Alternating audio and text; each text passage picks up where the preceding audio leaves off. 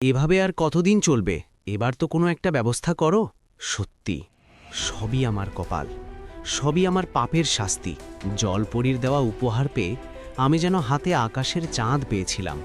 অহংকারে আমার মাটিতে পা পড়ত না। ও সব ভেবে আর মন খারাপ করো না। না না, আমাকে বলতে দাও। আজ যা সহ্য করছি তা তো সবই আমার পাপের শাস্তি। অহংকার আর দম্ভে জলপরীর দেওয়া উপহার দিয়ে আমি যা না তাই করেছি। সমস্ত ঐশ্বর্য আমি উড়িয়ে দিয়েছি। ওই পাপ বিধাতাও সহ্য করল না, তাই তো আজ আমার এই হাল।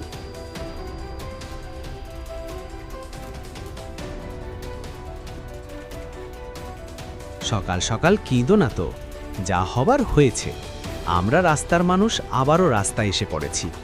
আমি বলছি তুমি আবারও কাটার কাজ শুরু করো, কিন্তু আমার কাছে তো কুঠার কেনার টাকাও নেই। এই নাও, এটা বিক্রি করে যে টাকা পাবে সেটা দিয়ে বাড়ির চাল ডাল প্রয়োজনীয় জিনিস কিনে বাকি টাকা দিয়ে তুমি একটা কুঠার কেনো। না না, এ তুমি কি করছো? একে একে সব গয়নাই তো খুলে দিলে। আর তো শুধু এই কানের সোনাটুকু আছে, সেটাও যদি বিক্রি করে দেই তাহলে সমাজে আমি মুখ দেখাবো কি করে? পেটে যদি ভাত না থাকে কেউ আমাদের খাওয়াতে আসবে না। তাই মানুষের কথা আমি কানে তুলি না, যা বলছি তাই করো। হায় উপরবালা, এই জীবনে তুমি আমাকে আর কত কষ্ট দেবে? বেশ, তুমি যখন বলছই, দুলটা স্বর্ণকারের কাছে নিয়ে যাই।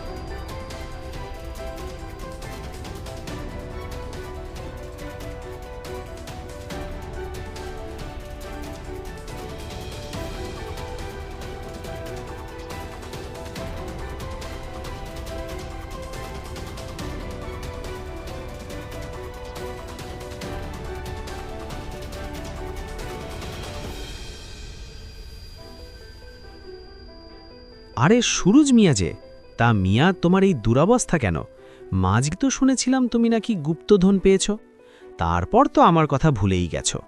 না না আবুল ভাই, এসব আপনি কি বলছেন? আপনি তো আমার দুঃসময়ের বন্ধু। সেসব তো পুরনো কথা। আজকাল তো আর তোমার খারাপ সময় নেই, এখনই তো তোমার দিন। এবার বলো দেখি, আমার কাছে এলে পথ ভুলে নাকি? এভাবে লজ্জা দেবেন না ভাই। বিপদে আপনার কাছে আসলাম ভাই, এই দুলটা নিয়ে আমায় কিছু টাকা দিন। বড় বিপদে পড়ে এসেছি। সে কি সুরুজ মিয়া, এই না শুনলাম তুমি গুপ্তধন পেয়েছ? তাহলে কি সেসব গুজব? বেশ, ওসব কথায় না যাই। যে দুল এনেছ, এই দিয়ে বড়জোর তোমায় 1000 খানেক টাকা দিতে পারি, এর চেয়ে বেশি কিন্তু দিতে পারবো না। এসব কি বলছেন ভাই? এই দুলে মাত্র 1000 খানেক টাকা? দেখো ভাই, নিতে হলে নাও, না হলে চলে যাও। এর বেশি আমি তোমায় দিতে পারবো না। স্বর্ণকার আবুলের কথা শুনে সুরুজের মন খারাপ হওয়া সত্ত্বেও 1000 টাকা নিয়ে এসে চলে আসলো। হায় উপরওয়ালা, তুমি আমায় আর কত কষ্ট দেবে? আমি যে আর সইতে পারছি না।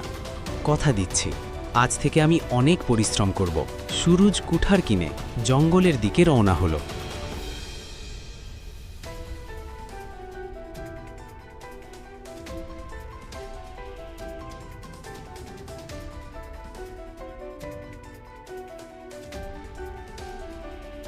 এই লোভী কাঠুরিয়াকে চিনতে আমি কতই না ভুল করেছিলাম, যার খেসারত আজ আমি দিচ্ছি। এর শাস্তি ওকে দিতেই হবে।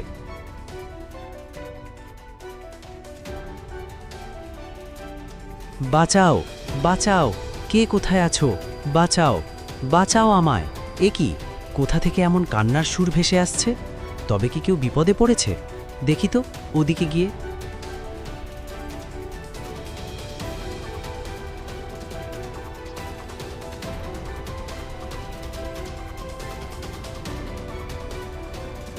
এ কি, কে তুমি?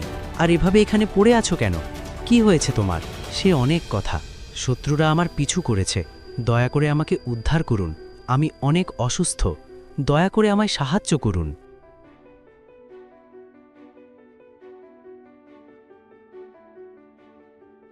দেখো মেয়ে, আমি অনেক দরিদ্র। তোমাকে যে নিজের বাড়িতে নিয়ে যাব সেই সামর্থ্যটুকুও আমার নেই। চিন্তা করবেন না, আমি আপনাকে বিপদে ফেলব না। দয়া করে আজকের দিনটা আমায় আপনার বাড়িতে নিয়ে চলুন, নইলে আমার যে কোথাও যাওয়ার জায়গা নেই। বেশ, চলো আমার সাথে।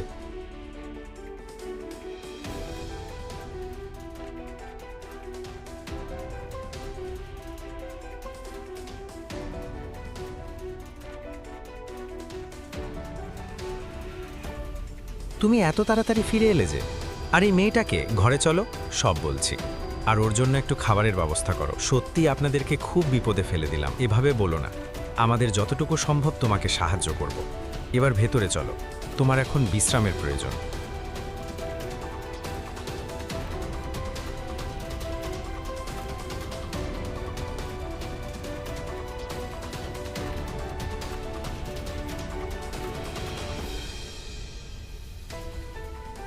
আহারে, মেয়েটার জন্য খুব কষ্ট হচ্ছে, ঠিক বলেছ।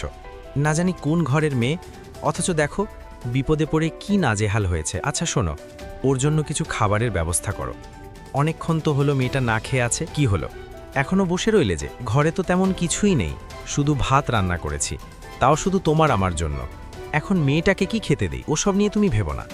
এতদিন তো জলপরীর দেওয়া ঐশ্বর্য পেয়ে অনেক ভালো মন্দ খেয়েছি, এবার না হয় কিছুদিন না খেয়েই কাটাবো। তুমি মেয়েটার খাবার ব্যবস্থা করো।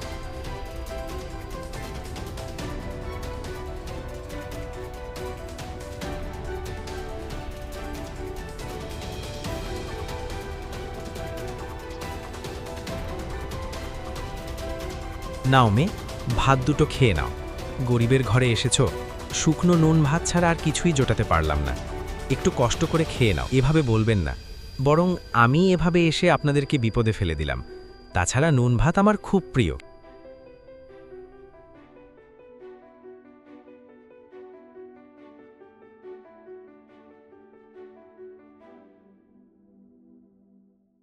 কিছু মনে করবেন না, আসলে দুদিন ভাত না খেয়ে আছি তো, তাই খিদেটা বোধহয় একটু বেশিই পেয়েছে। আর একটু ভাত হবে, পেটটা এখনো ভালো করে ভরেনি।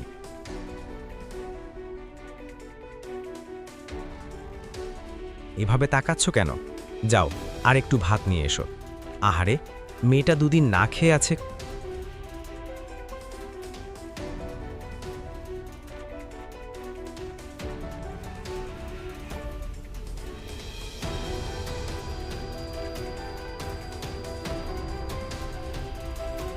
কোথায় পরীক্ষা নিতে এসেছিলাম, ভেবেছিলাম ওদেরকে শাস্তি দেব, কিন্তু এখন যে ওদের জন্য খুব মায়া হচ্ছে। নিজেদের খাবারটুকুও যারা আমার মুখে তুলে দিল, তাদের মনে কোনো দোষ থাকতে পারে না। আপনাদের এই উপকার আমি কখনো ভুলব না। এসব বলো না তো, খাও ভালো করে। সে না হয় বুঝলাম, কিন্তু বেলা তো কম হলো না। আপনারাও খেয়ে নিন না। মানে না করছেন কেন? হাঁড়িটা এখানেই নিয়ে আসুন, তিনজন একসাথে খাই।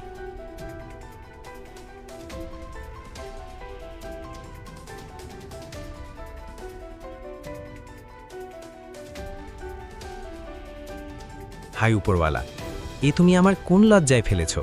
হাঁড়িতে যে আর একটাও ভাত নেই, আমি এখন কি করব? আরে, এ আলো এলো কথা থেকে?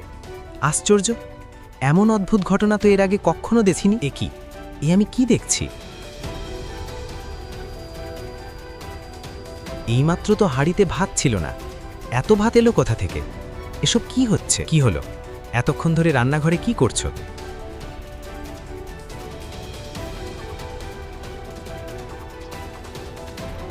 দেখো কি সব হচ্ছে। এইমাত্র হাঁড়িতে একটুও ভাত ছিল না, আর এখন দেখছি হাঁড়ি ভর্তি ভাত। কি সব যাতা বলছো? হয়তো আগেই ভাত ছিল, তুমি খেয়াল করনি। না, সত্যি বলছি, হাঁড়িতে একটা ভাতও ছিল না। তাহলে তো বলবে যে এই পাত্রে মাছ আর ওই পাত্রে তরকারিও আছে। দেখো, সত্যি খাবার আছে। এ কি?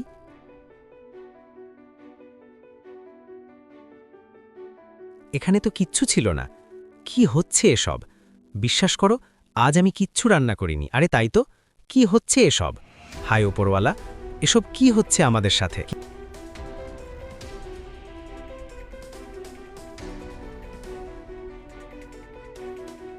কি হয়েছে সুরুজ? এ কি, তুমি আমার নাম জানলে কি করে? সত্যি করে বলো তো, কে তুমি?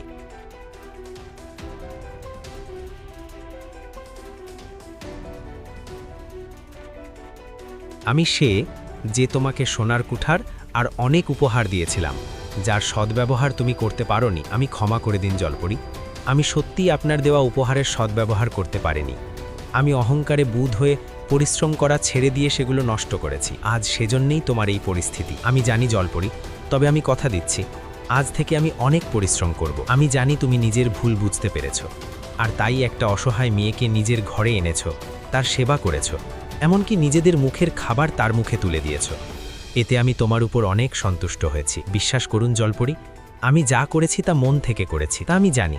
এই কাজে সন্তুষ্ট হয়ে আমি আবারও তোমায় একটা উপহার দিতে চাই। এই নাও সুরুজ, এটা তোমার উপহার। এই সোনার কুঠার দিয়ে তুমি যে গাছে কোপ দেবে সেটা সোনা হয়ে যাবে। তবে তুমি যদি পরিশ্রম করা ছেড়ে দাও, তবে আবারও তোমার সব ঐশ্বর্য ধূলিসাৎ হয়ে যাবে। ভুলে যেও না, বসে থাকলে রাজার গোলাও একদিন শূন্য হয়ে যায়। না জলপরি, আগে যে ভুল আমি করেছি তার আমি কখনো করব না। আজ থেকে আমি মন দিয়ে কাজ করব আর আপনার দেওয়া উপহারের যথার্থ সদ্ব্যবহার করব। এরপর থেকে আবারও সুরুজ মিয়ার জীবন বদলে গেল। এবার সুরুজ মিয়া মন দিয়ে কাজ করতে লাগলো আর সুখে শান্তিতে দিন কাটাতে লাগলো।